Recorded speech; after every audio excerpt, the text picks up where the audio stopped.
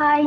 பருப்பு குழம்பு எப்படி வைக்கிறதுன்னு பார்க்கலாம் வாங்க. அதுக்கு ஃபஸ்ட்டு பருப்பை கழுவி எடுத்துக்கோங்க. அதுக்கப்புறமா பச்சை மிளகாய் சேர்த்துக்கலாம். 2 கத்திரிக்காய் நறுக்கி போட்டுக்கோங்க. 1 கைப்பிடி அளவு சாம்பார் வெங்காயம், உருளைக்கிழங்கு, பூண்டு சேர்த்துக்கோங்க. அதுக்கப்புறமா தக்காளி சேர்த்துக்கலாம். தக்காளி ஒரு 3 தக்காளி சேர்த்துக்கோங்க. அதுக்கப்புறமா சின்ன சீரகம் சேர்த்துக்கலாம். அதுக்கப்புறம் மஞ்சள் பொடி கொஞ்சமாக சேர்த்துக்கோங்க. ரொம்ப மஞ்சளாக இருக்கும். இதெல்லாம் சேர்த்ததுக்கப்புறமா அளவு தண்ணி ஊற்றி குக்கரை விசில் விட வச்சுருங்க. ஒரு 3 விசில் மட்டும் விட்டுடுங்க போதும், கரெக்டாயிரும். பருப்பு நல்லா வெந்துருச்சு பாருங்கள். இதுக்கப்புறமா நல்லா மசிச்சு விட்டுடலாம். மசித்ததுக்கப்புறமா நம்ம தாளிப்பு சேர்த்துடலாம்.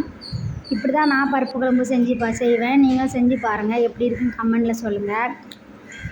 நம்ம சேனலை லைக் பண்ணுங்கள், ஷேர் பண்ணுங்கள், கமெண்ட் பண்ணுங்கள், சப்ஸ்கிரைப் பண்ணுங்கள். பாய்.